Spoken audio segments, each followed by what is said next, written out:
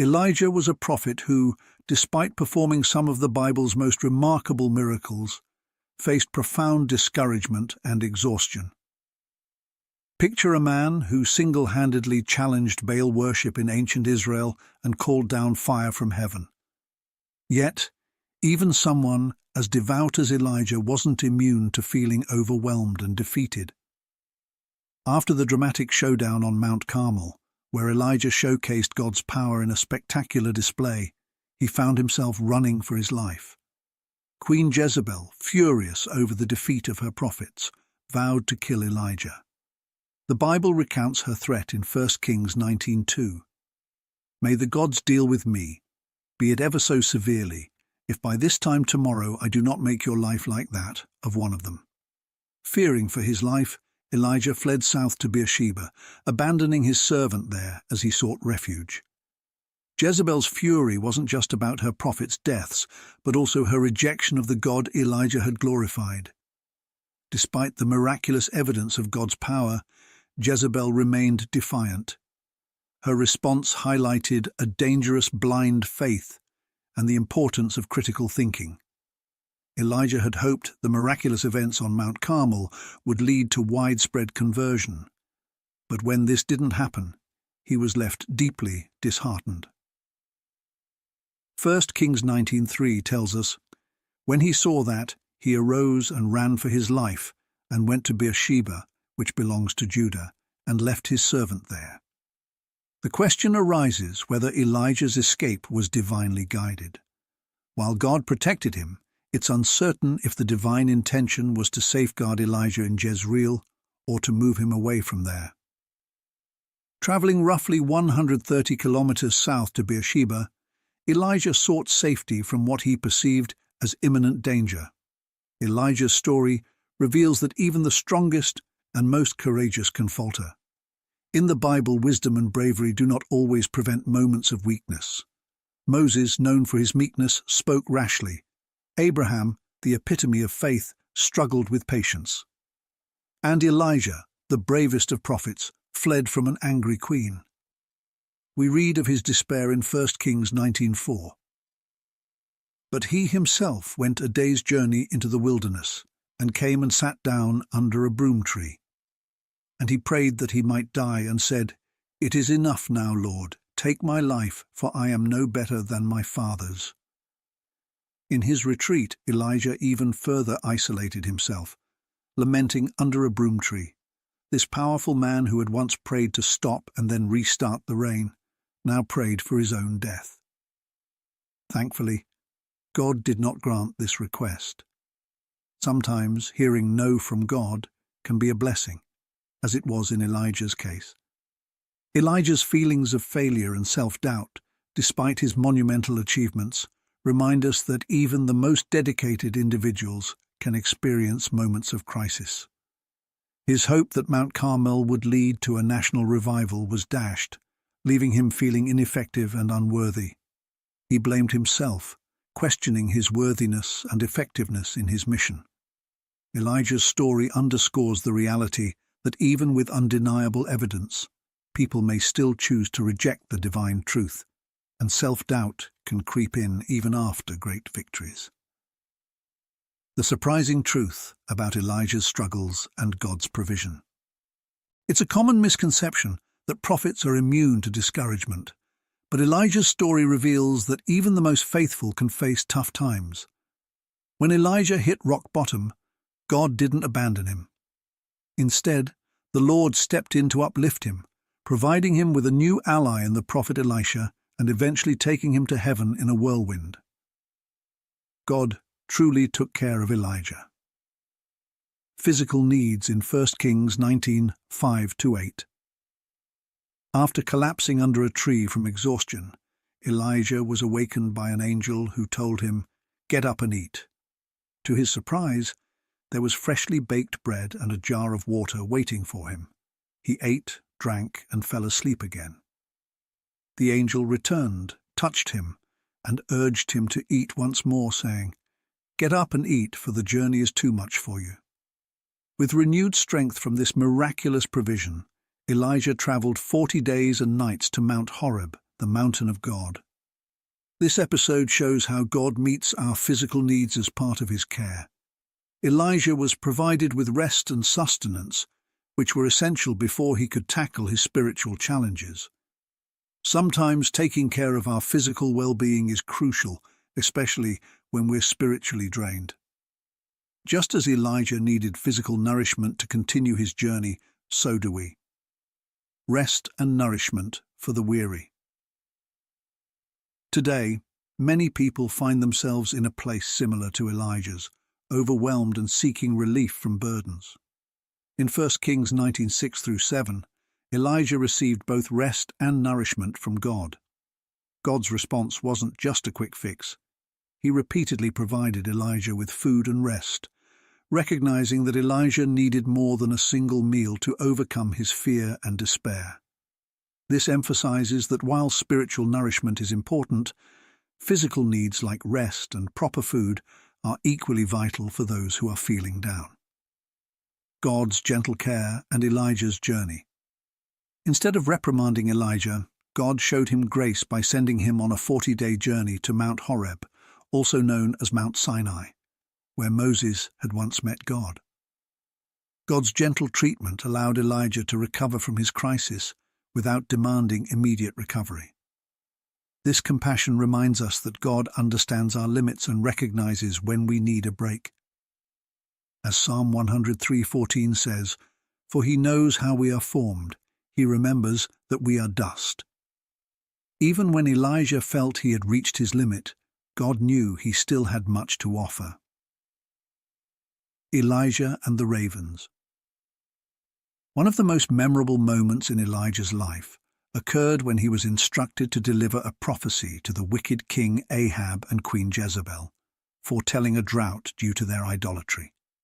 This enraged Ahab and left Elijah feeling vulnerable and exhausted.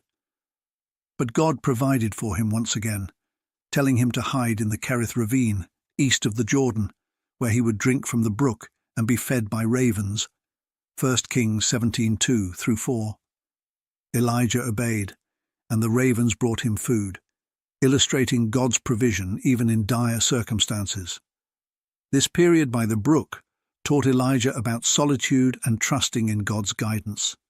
Even when the situation seems bleak, God's provision and care are always present. Elijah's time of solitude and lessons in trust. Elijah, a formidable prophet whose prayers could bring rain or halt it, was instructed by God to seek solitude despite his soaring popularity. God directed him to the Kerith ravine, a secluded spot, which teaches us a vital lesson about stepping away from the busyness of life to find peace and connect with the divine. The name Kerith comes from a Hebrew root meaning to cut or trim, symbolizing that God intended to remove distractions and refine Elijah during this time. It's not unusual for God to call us away from our hectic lives. He may lead us to quiet places, whether a hospital room, through shattered dreams, or in moments of grief, to find solace away from the world's chaos. Elijah's retreat to Kerith was a divine lesson in trust and dependence on God. During a severe drought, Elijah had to trust that God would keep the brook flowing and that ravens, considered unclean birds, would bring him food. In 1 Kings 17:4-6, God instructs Elijah, "You will drink from the brook, and I have ordered the ravens to feed you there." Elijah followed God's command, staying by the brook as the ravens delivered bread and meat morning and evening, and he drank from the brook. The emphasis on the name Kerith underscores Elijah's obedience and the importance of being where God wants us. Even though ravens could theoretically feed him elsewhere, God specifically chose this location to teach Elijah about intimate communion and trust. This period of solitude was meant to deepen Elijah's faith, showing that divine provision comes in unexpected ways. Elijah learned crucial lessons from this experience. Firstly, God can use unlikely means, like ravens, which were considered unclean, to deliver his blessings. This teaches us that God's goodness isn't limited by the purity of the messengers he uses. Secondly, Elijah realized that spiritual nourishment often comes in surprising forms, and that daily faith and trust are essential. Just as God provided manna to the Israelites, the ravens brought Elijah just enough food each day, reinforcing the importance of relying on God for daily needs. The greatest battle of the Old Testament. To fully grasp the drama of Elijah's story, we need to understand the key players.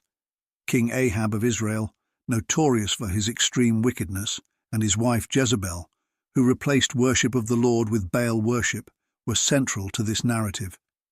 Against this backdrop, Elijah emerged as a formidable prophet, confronting Ahab in a showdown that would shape history. 3 years had passed since Elijah had declared a drought, leading to a severe famine in Samaria. In 1 Kings 18:2-16, we see Elijah's dramatic encounter with Ahab. The famine was dire, and Ahab, desperate for a solution, enlisted the help of Obadiah, his palace administrator. Obadiah, a devout believer, had secretly protected and fed 100 of the Lord's prophets, hiding them from Jezebel's purge. Elijah's confrontation with Ahab would set the stage for one of the most significant battles in Old Testament history, showcasing his unwavering faith and courage amidst a time of great turmoil. Elijah and the showdown at Mount Carmel. Amid the drought, King Ahab tasked Obadiah with searching for water sources and grass to save their remaining livestock, hoping to avoid sacrificing any. They split up to cover more ground. Ahab took one direction, and Obadiah went the other. This story highlights Obadiah's bravery, as he risked his life to protect and provide for 100 of the Lord's prophets, hiding them in caves and keeping them fed during a time of intense persecution. During his search, Obadiah encountered Elijah. Recognizing the prophet, he bowed deeply and asked, "Is it really you, my lord Elijah?" Elijah confirmed his identity and instructed Obadiah to tell Ahab that he was there. Obadiah, frightened, responded, "What have I done to deserve this? Ahab has searched high and low for you. If I go and tell him you're here, and you're not, he'll kill me. Haven't you heard what I've done? I hid 100 of the Lord's prophets in caves and provided for them while Jezebel was killing others. Now you want me to tell Ahab you're here, and I'll be dead." Elijah reassured him, "As the Lord Almighty lives whom I serve, I will present myself to Ahab today." Trusting Elijah's word, Obadiah went to find Ahab and delivered the message. When Ahab saw Elijah, he accused him angrily. "Is that you, you troubler of Israel?" Elijah calmly responded, "I have not troubled Israel, but you and your family have by abandoning the Lord's commands and following Baal." With this bold declaration, Elijah set the stage for an epic showdown. He challenged Ahab to gather all of Israel on Mount Carmel, where he would face off against 850 prophets of Baal and Asherah. Elijah said, "Summon the people of Israel to meet me on Mount Carmel, and bring the 450 prophets of Baal and the 400 prophets of Asherah who eat at Jezebel's table." Ahab complied, and the stage was set for a dramatic confrontation. Elijah addressed the gathered crowd, "How long will you waver between two opinions? If the Lord is God, follow him. But if Baal is God, follow him." The people remained silent, unable to choose. To prove the true God, Elijah proposed a test. "I am the only prophet of the Lord left, but Baal has 450 prophets. Let's each prepare a bull, cut it into pieces, put it on wood, but don't light the fire. Call on your God, and I will call on the Lord. The God who answers by fire is the true God." The people agreed to the test. Elijah instructed the prophets of Baal to go first. They prepared their bull and called on Baal from morning until noon, shouting, "Baal, answer us." But there was no response. They danced around the altar, and as midday approached, Elijah began to mock them. "Shout louder." Maybe he's deep in thought, busy, or traveling. Perhaps he's asleep and needs to be awakened. The prophets of Baal cried louder, and even cut themselves with swords and spears, but their efforts were in vain. As the evening sacrifice time approached, there was still no answer. The spectacle of their futile worship set the stage for Elijah's dramatic demonstration of God's power. Elijah's triumph on Mount Carmel and beyond. With unwavering faith and confidence in God, Elijah summoned the people to gather around him. He took charge, repairing the altar of the Lord that had been in ruins. Using 12 stones, one for each of Israel's tribes, he rebuilt the altar and prepared it for the demonstration of God's power. Elijah dug a trench around the altar, arranged the wood, and cut the bull into pieces, laying it on the wood.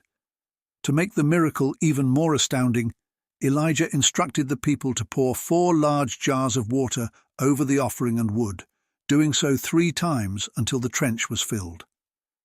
As the time for sacrifice approached, Elijah prayed earnestly, "Lord, the God of Abraham, Isaac, and Israel, let it be known today that you are God in Israel, and that I am your servant, and that I have done all these things at your command. Answer me, Lord, answer me, so these people will know that you, Lord, are God, and that you are turning their hearts back again." Then the fire of the Lord descended, consuming the sacrifice, the wood, the stones, and even the water in the trench. Witnessing this miraculous event, the people fell to their knees and proclaimed, "The Lord, He is God, the Lord, He is God." Elijah then ordered the capture of the prophets of Baal, ensuring none escaped.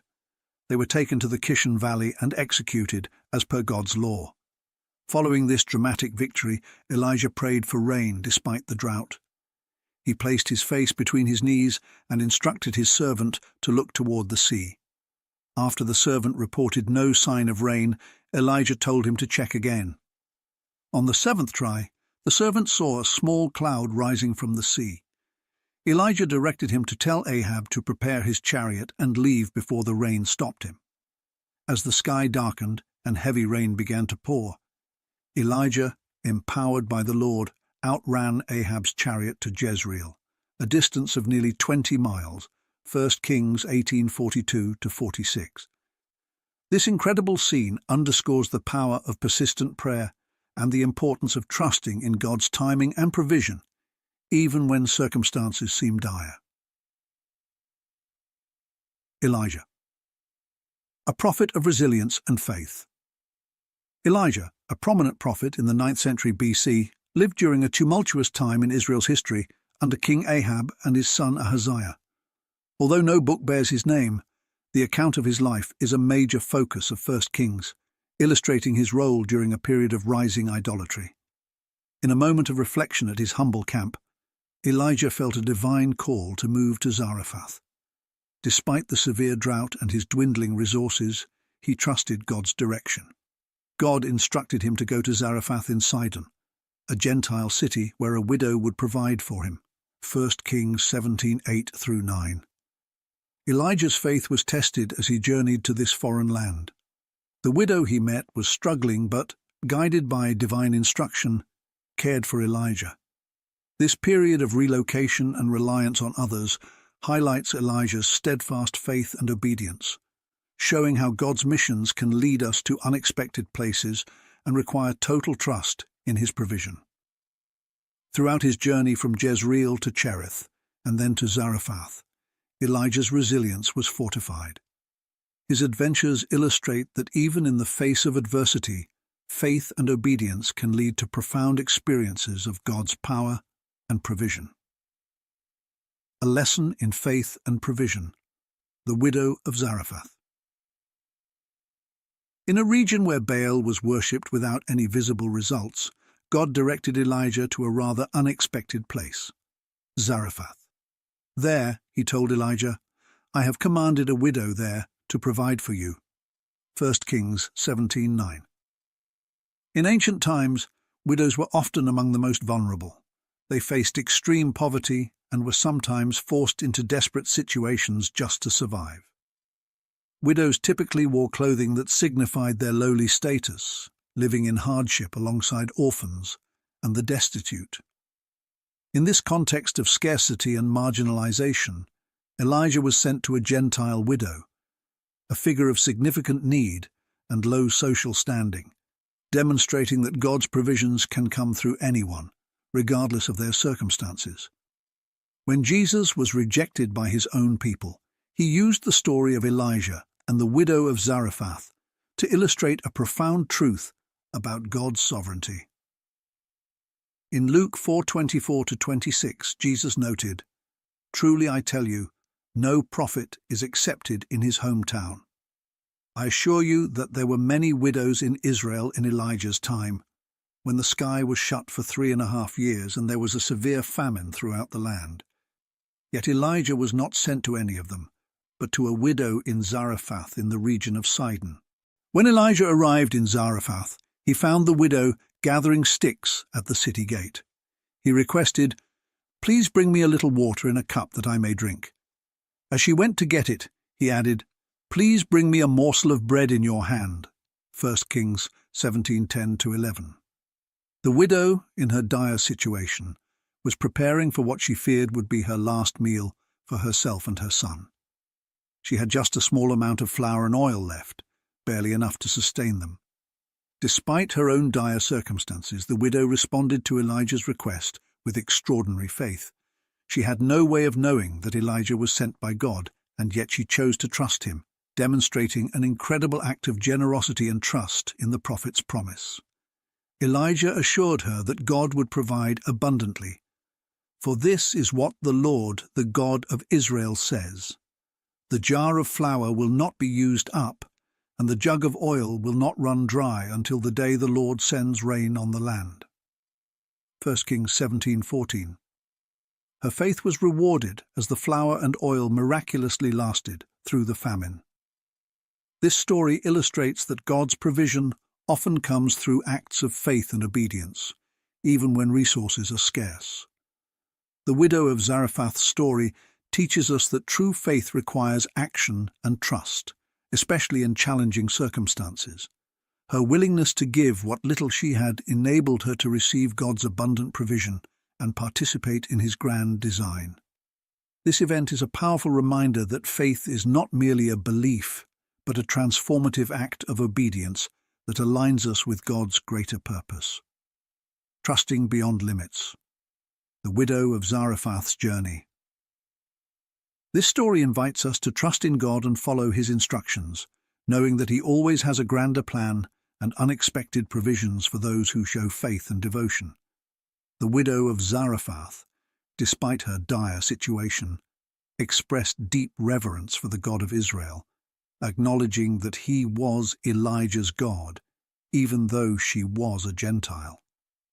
When Elijah arrived at Zarephath, he found the widow in the midst of preparing what she thought would be her last meal for herself and her son. The situation was dire. She had only a tiny bit of flour and oil left. In 1 Kings 17:13-14, Elijah said to her, "Don't be afraid. Go home and do as you have said. But first make a small loaf of bread for me from what you have and bring it to me. And then make something for yourself and your son. For this is what the Lord, the God of Israel, says.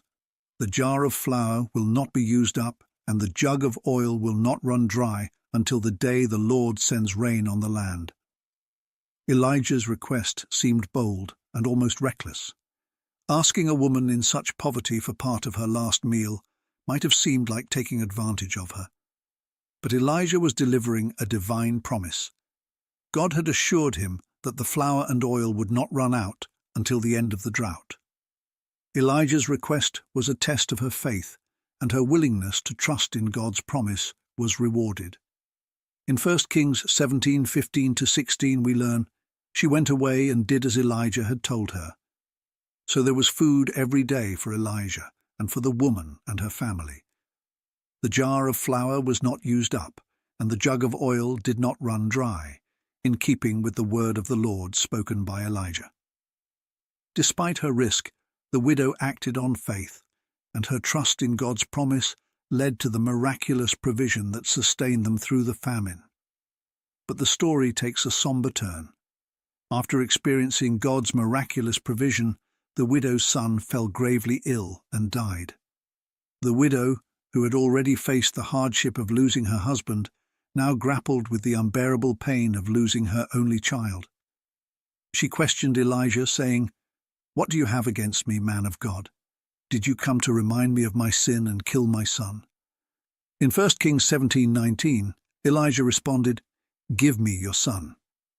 He took the boy to his room, laid him on his bed, and fervently prayed, "Lord my God, have you brought tragedy even on this widow I am staying with, by causing her son to die?" This upper room, a common feature in ancient homes, was where Elijah sought God's intervention with deep sincerity. He stretched himself over the boy 3 times, pleading for the boy's life to return. God heard Elijah's earnest prayer, and the boy was revived. 1 Kings 17:22. Elijah then brought the child back to his mother and declared, "See, your son lives." The widow, seeing the miracle, recognized Elijah's true prophetic authority and the truth of the Lord's word. She declared, "Now I know that you are a man of God and that the word of the Lord in your mouth is truth." 1 Kings 17:23-24. This powerful story not only highlights the importance of trusting God even when circumstances seem bleak, but also shows how faith and obedience can lead to extraordinary divine provision and miracles. The power of faith and the prophet who never died. Elijah's approach to prayer was anything but conventional. By stretching himself out 3 times over the dead boy, Elijah demonstrated a profound faith that went beyond the ritual. It wasn't the specific method of his prayer that mattered, but his unwavering trust in God. This story reminds us that God responds to genuine faith, not just the form of our prayers. God's compassion is always available to those who persistently seek Him. Even when life feels empty and hopeless, divine intervention can bring about genuine change and transformation. Elijah's arrival at the widow's home brought a dramatic turnaround, signaling a new chapter for her family. God's grace can make a way even when none seems visible, showing that despite our limitations or past, we can be used in powerful and surprising ways. This story is a testament to how faith and perseverance can lead to miraculous outcomes. Elijah's trust in God and God's subsequent response remind us that through faith we can experience profound transformation. Elijah, the prophet who defied death. Elijah's journey was as remarkable as it was unique. As a chosen prophet, he underwent rigorous training at Cherith, showed God's power on Mount Carmel, and boldly confronted King Ahab. His faithful service and humility were unparalleled, but what made Elijah's story even more extraordinary was his departure from earth. Unlike most, Elijah did not face death. Instead, he was taken directly to heaven, a rare event in recorded history shared only by Enoch and Elijah. Genesis 5:24 tells us, "Enoch walked with God, then he was no more, because God took him away." In contrast, Elijah's ascent is vividly described in 2 Kings 2:11. Suddenly, while they were walking and talking, a chariot of fire with horses of fire appeared and separated the two of them, and Elijah went up to heaven in a whirlwind. This whirlwind, a powerful burst of wind, instantly carried Elijah from earth to God's presence. On his final day, Elijah, accompanied by Elisha, began his journey at Gilgal, a site of deep spiritual significance, where the Israelites first camped in the Promised Land and renewed their covenant. From there, they traveled to Bethel, a place of prayer, and then to the Jordan River, symbolizing passage and transformation. This journey was not just physical but also symbolic of Elijah's life of complete dedication and surrender to God. Despite Elijah's attempts to dissuade Elisha from following him, the young prophet remained steadfast. At each stop, Gilgal, Bethel, and Jericho, Elijah tested Elisha's resolve, but Elisha's commitment never wavered. His unwavering loyalty and determination to stay with Elijah until the end showcase the essence of true discipleship and spiritual mentorship. This dedication highlights the depth of their relationship and the profound impact of following God's call. The value of loyalty and the miraculous moments. We all need an Elisha in our lives, those rare and invaluable friends who stand by us through thick and thin. These loyal companions listen, support, and encourage us, especially when others might criticize. They pray with us and offer their unwavering presence, making us profoundly grateful for their steadfast friendship. The story takes a dramatic turn when Elijah and Elisha arrive at the Jordan River, setting the stage for a miraculous event. In 2 Kings 2:10 we find, 50 men from the company of the prophets also went and stood at a distance, facing the place where Elijah and Elisha had stopped at the Jordan. Elijah then rolled up his cloak and struck the water with it, causing it to part and allowing them to cross on dry ground. After they crossed, Elijah asked Elisha, "What can I do for you before I'm taken from you?" Elisha boldly requested, "Let me inherit a double portion of your spirit." Elijah was taken aback by this request, but assured Elisha that if he witnessed Elijah's departure, his request would be granted. Determined, Elisha kept his eyes on Elijah. Then the extraordinary happened. As they were walking along and talking together, suddenly a chariot of fire and horses of fire appeared and separated the two of them, and Elijah went up to heaven in a whirlwind. 2 Kings 2:11. Elijah's ascent in a whirlwind was a breathtaking moment, affirming Elisha's faith and granting him the double portion of Elijah's spirit. This powerful event highlights the importance of asking great things from God and keeping a vision that goes beyond our immediate limitations. Elijah's encounter with Jesus and Moses. One of the most extraordinary moments in the Bible is the transfiguration of Jesus, where his human form was transformed, revealing his divine glory. This event occurred after Jesus had shared his impending suffering and resurrection with his disciples, summarizing the core of the gospel. In Matthew 17:1-2 we read, "After 6 days Jesus took with him Peter, James, and John, the brother of James, and led them up a high mountain by themselves. There he was transfigured before them. Jesus' face shone like the sun, and his clothes became dazzling white."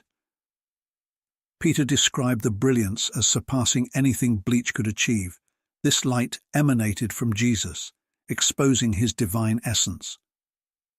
During this transfiguration, Jesus met with Moses and Elijah, discussing his upcoming exodus, his mission to liberate his people, as recorded in Luke 9:31. They appeared in radiant glory, conversing about the fulfillment of Jesus' mission in Jerusalem. This divine radiance was reminiscent of the Shekinah, the cloud of glory representing God's presence in the Old Testament. This event was a glimpse of Jesus' future return, when he will no longer be seen merely as the sacrificial lamb, but as the majestic Lion of Judah. At that time, he will be recognized in all his glory as the Son of God, the King of Kings, and the Lord of Lords. The Transfiguration, a glimpse of divine glory. During the Transfiguration, an extraordinary moment in the Gospels, Moses and Elijah appeared and conversed with Jesus. This incredible scene is captured in Matthew 17:3. Just then there appeared before them Moses and Elijah talking with Jesus.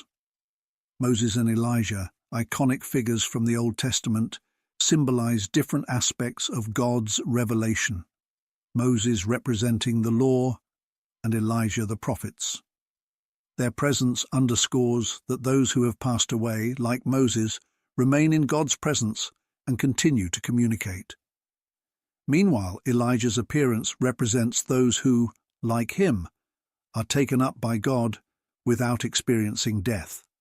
Together, Moses and Elijah embody the Old Testament, while Jesus represents the fulfillment of both the law and the prophets, bridging the Old and New Testaments in this divine encounter. Peter's reaction to this miraculous event reflects his awe and confusion. In Matthew 17:4-5, Peter says, "Lord, it is good for us to be here. If you wish, I will put up 3 shelters, one for you, one for Moses, and one for Elijah." As he spoke, a bright cloud enveloped them, and a voice from the cloud declared, "This is my Son, whom I love. With him I am well pleased. Listen to him." The disciples, overwhelmed and terrified, fell face down. Peter's offer to build shelters showed his desire to honor the great figures before him, but he didn't fully grasp the gravity of the moment.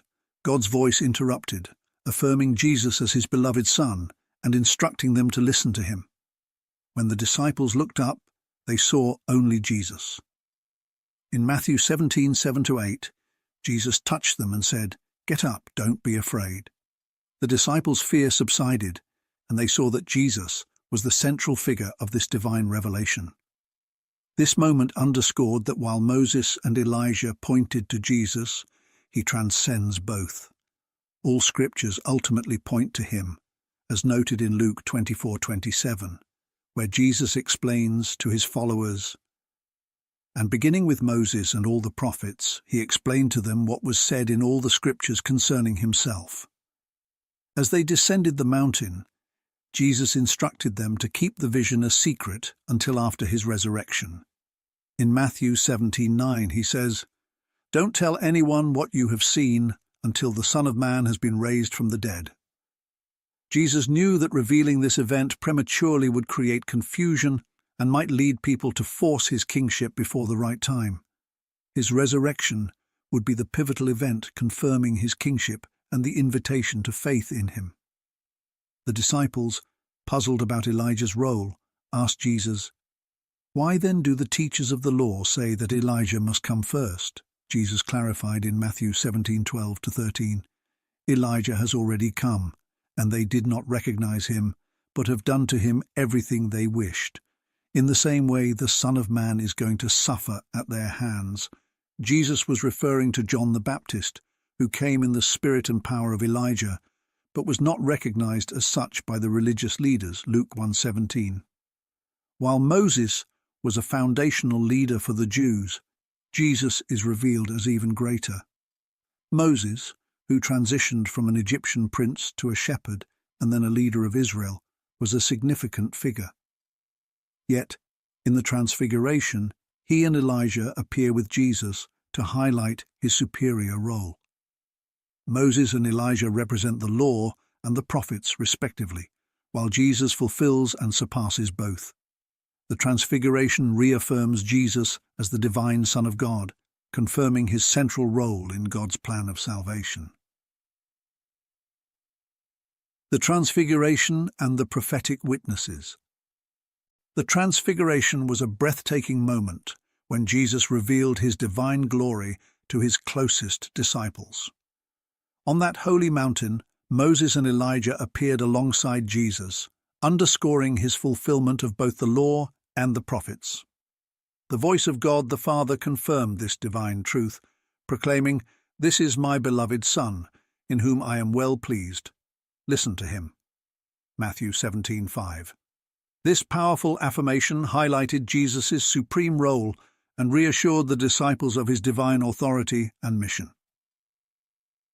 In the book of Revelation, 2 prominent prophetic figures appear during a time of great tribulation.